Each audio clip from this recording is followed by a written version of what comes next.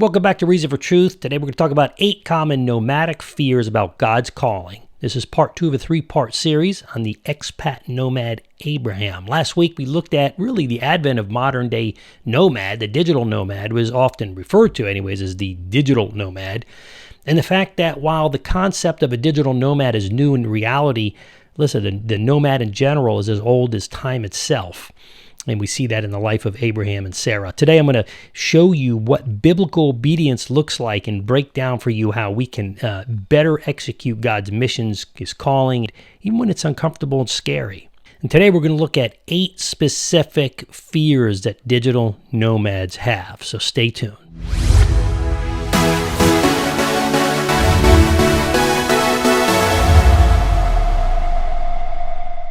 Greetings, everybody. I'm Stephen Garofalo. This is Reason for Truth. As you know, the channel and organization that helps you both as Christians and non-Christians to cut through the fog of culture's distorted truth, because in our relative world, the truth doesn't change, but the human will to distort it certainly does, and we cut through the distortion of current events with the truth as an antidote to the massive false messages so pervasive in our world today. And you know what I would say, Reason for Truth? Truth comes first and the reasons come last, but we're always and constantly learning.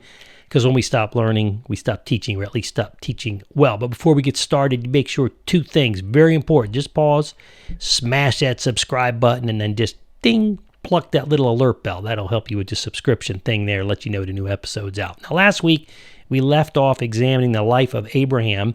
And this week, I want to look more specifically at what it means to be called, or what it means to be obedient to God's calling, and how we can do that by looking at Abraham and Sarah as a model. And that's scary for us to think about in light of leaving our comfort zone for the unknown. And what I want to focus on today is really the fears of this. So this is number 2. Number 3 will be the mechanism. But today I want to really focus down to the fears of, working through God's will, making change. A lot of people say, I'm so afraid to pray God's will because He might send me to Africa. So, well, if He calls you to Africa, I could trust me, you're going to want to go to Africa. He's going to give you desires of your heart. You just hear about that in part 1. But I want to look at this writer, Denise Mai, M-A-I. I don't think she's a believer. I don't know she's not, but assuming she's not. She, in an article published online at adigitalnomadsoul.com, an article called 8 Fears of Becoming a Digital Nomad and How to Overcome Them. This was the updated December 4th, 2021. And it says this. She goes, when I started my freelance and nomadic lifestyle, I had many fears too, and from countless conversations with my family's friends and people I've met along the way, I know that there are many more worries people have regarding this kind of life. She's speaking of nomadic life. However, they are often unfounded and only come because of a lack of information or a panic of the unknown. Now, she really provides us 8 fears and 8 antidotes, kind of gives the answer about becoming a digital nomad. Well, let's look through them. Number 1, she talks about fear of not having enough money. That's always a fear of everybody, no matter not. Most people worry about not having enough money, by the way, and that they don't realize, especially as a nomad, that in most places out the United States and other well-developed nations that the cost of living is substantially lower, but you could spend more money if you want, but we're not speaking about people that are really super wealthy. We talk about the general person here. In other words, if you got skill sets, you have a skill, you have a talent. If you are educated and you can use that to teach, work online, or even in person, you can make it. At the end of the day, I had a friend of mine from West Africa, from the Fulani tribe, and he spoke on a class in seminary, and he got up and he said, if you can't make it in America, stay. It's what he said. And he said that, and he made a point. He made a great point. There's no place where you're going to get more opportunity, especially as a minority, by the way. And so, having said that, that's true. But by the same token, it's maybe more difficult and less opportunities. By the same token, the cost of living is much less. So if you are trained here, you can then relate those and now work digitally as a digital nomad. Since he made that statement, things have changed. You could still make it and not live here, right? Or live by the ocean. You could even live within the country, live at the beach. A lot of people are moving to Florida. That's number 1. Number 2, It's a fear of not making income. If you have any kind of skill, again, we just touched on this. If you've got skill, any level, it's drive. She goes ahead and she writes that there are countless ways to generate income and make money remotely. Yet, again, she even writes you have to be willing and able to work online in jobs such as a translator, maybe a web designer, virtual assistant, content writer, and the list goes on and on and on. You could even become a freelancer and become self-employed if you like. Now, that's number 2. Number 3 is the fear of being alone. Now, I can tell you, Stephen Garofalo, speaking you direct here, can speak of this as I've worked remotely for 23 years, and it's a real thing. I'm a people person, and I don't get enough FaceTime with human beings, and I do with my children. They keep me sane, and my wife, obviously, but it's different. Going out is a big deal, and being around people is very important. As a nomad, you most likely have to work much less, by the way, which I think gives you what I'm seeing anyways, because I'm not a out-of-country nomad. What I'm seeing is that because they work less, it provides more time for them to socialize and to be together. They're not working 60, 80 hours a week in most places. Don't have to. Matter of fact, in one country I just saw, the government, good or bad, made it illegal to text employees after 6 o'clock at night.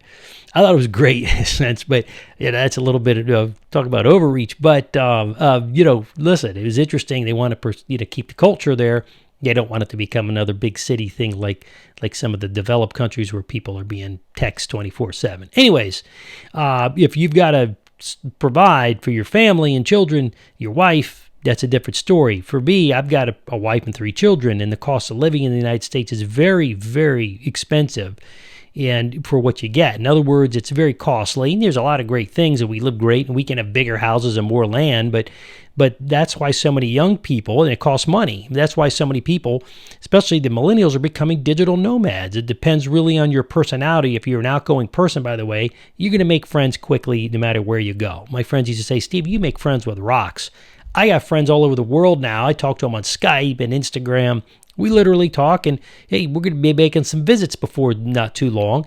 Wherever you're at in the world, not to mention, listen, just the online connection, the whole world's your oyster, not just one little place. Now, I can tell you firsthand that I've made friends, again, with many people on many continents around the world over the past few years, and I communicate with them again.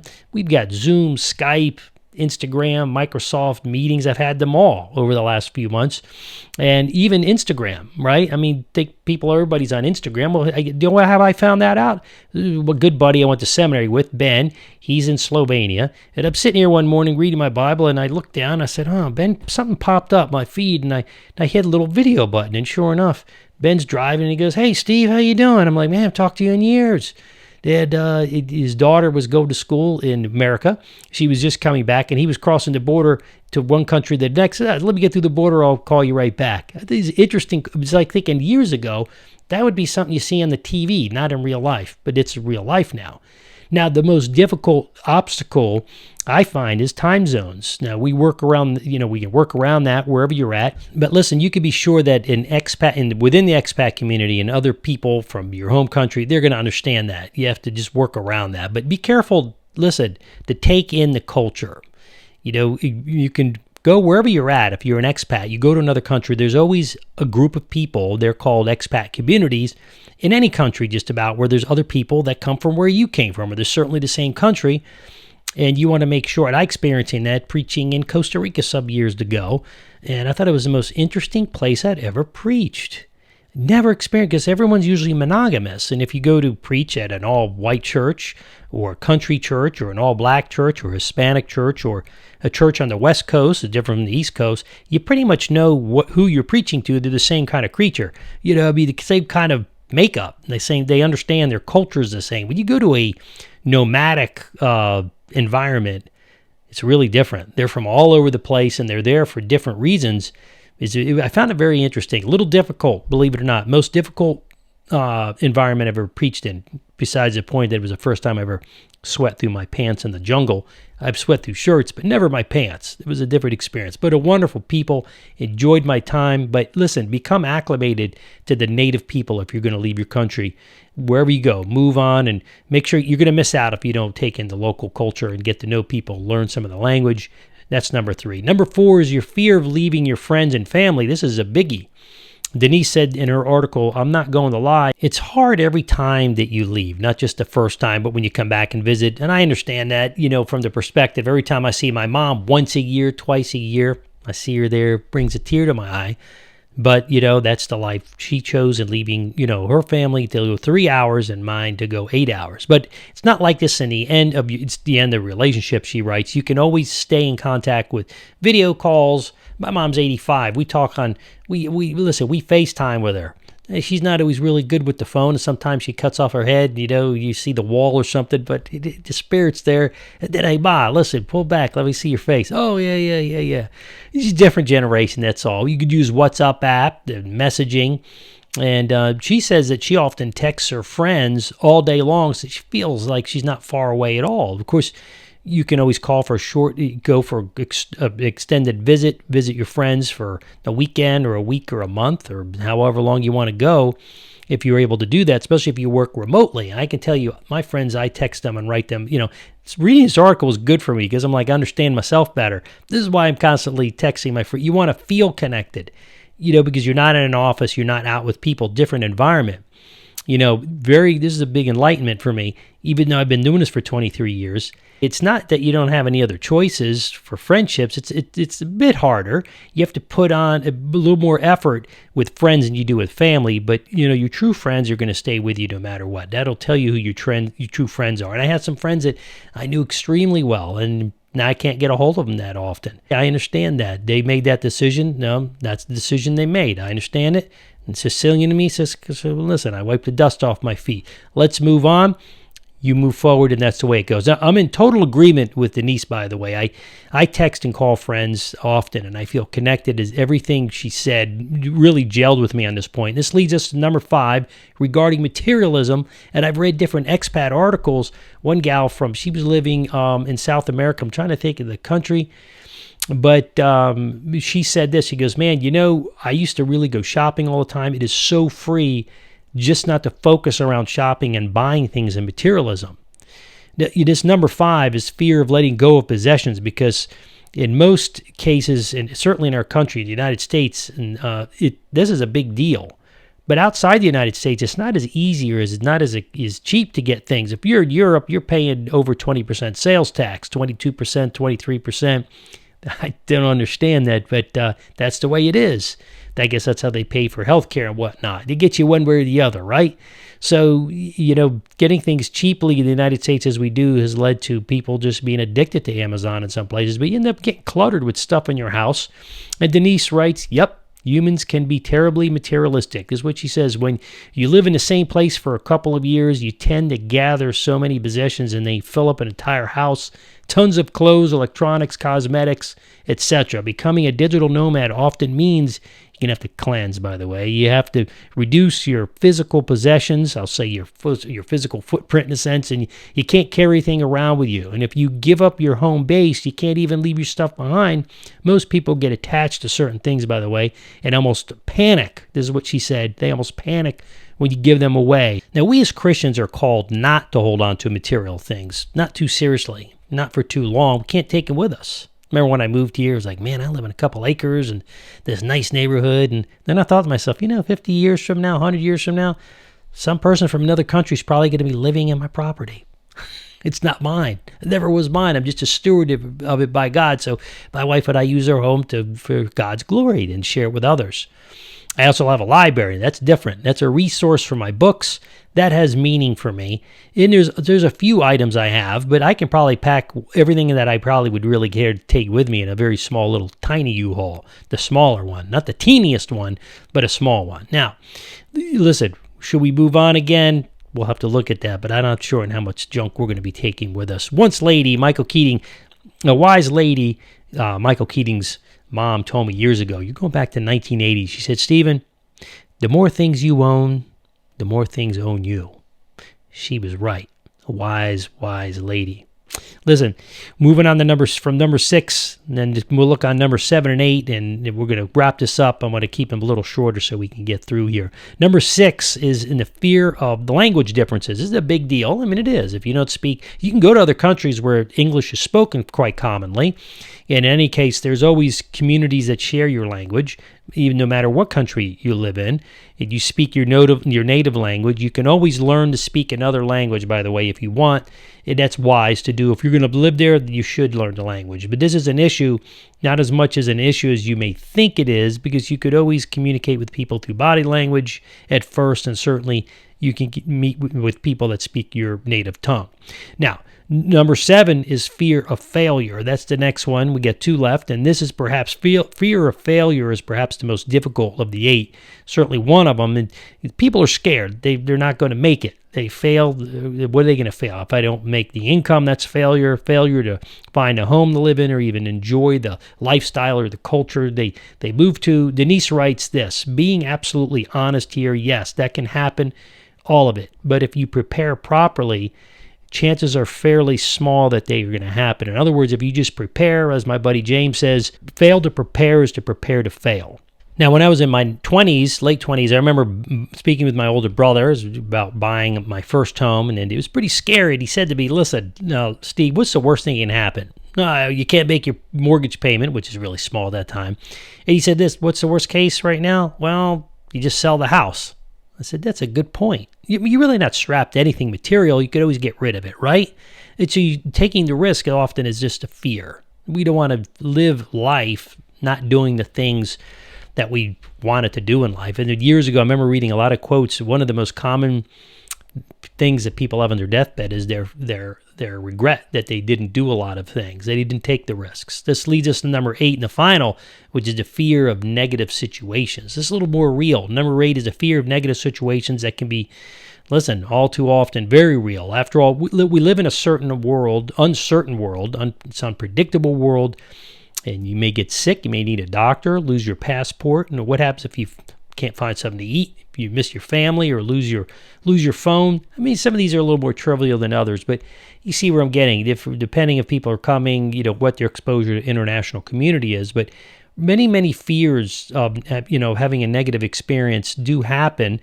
You just work around them. I was watching an expat YouTube channel on an American couple living in Italy, and I didn't get this, but their car was stolen. Then their car, they went out and got another car. It was a beautiful car. They got another car, which is even better than the first car. It got stolen. And I'm thinking to myself, I'll tell you what I'm thinking in a minute, but in the end, they had a really difficult time getting a third car because of the lack of chips. And they literally had to quit, start changing cars out until they can get a permanent car. You know what their solution was? They're in Italy, and they're in Naples. Not Naples, but they were outside of Naples in Puglia. Little town, some call it Puglia on the map, but they call it Puglia. And turns out their cars are being stolen, probably obviously by, illegal people doing illegal things. They stole it. But there's a simple solution. You go down 1 block from their house and you park your car in the lot and you pay the man the toll. That's the way it works in Italy. Good, bad, or ugly, that lot is protected. No one steals from that lot. You just, in other words, you can call it extortion. You can call it just it's safe in the lot. We have those in America. So I'm not calling it extortion. I'm just saying at the end of the day, that's what you do. You put your car in the lot. The Italians figure this out before they even get their first one stolen, unless you're stunata. Anyways, the moral to the lesson is that, listen, where there's a will, there's a way. The only thing I couldn't understand, again, is why they didn't put the car in the lot in the first place. My mother would say the same thing. But you know what? Listen, what they did was they fed the element, the criminal element there. But in the end, this turned out to be a positive because they learned a lot about culture, what to do, what not to do, not to be so naive. And in the end, they put their car into the lot. Good came out of it on a number of levels. They learned a lot, but they also ended up with a much smaller, more simple car. But that's better. You don't want to try, if you're going to live in Italy or you're going to live in any country in Africa, you want to drive what they're driving, or you're going to stick out like a sore thumb. So it worked out, and they even admitted that. Now, Denise writes in her article, don't stress out so much. You're only going to move to another country, not another planet. She's right. People there will most likely fight the same issues as you do in your home country. In other words, as Dr. Leventhal told me, don't try to escape your problems, because your problems are going to probably find you. So you go to something, not from something, is the point. Now, for every problem, there's a solution, and it's often not as complicated as you might think. And again, I said there is a small, where there's a will, there's a way. If these fears can help you do better preparation before you start, that in and of itself is going to be a good thing, because the end result's going to be, you're going to end up more prepared. You can avoid a lot of these problems. So don't let your fears control you. Try to be objective and realistic and about what can happen in the worst case scenario. It's not likely the end of the world. Try to stay calm.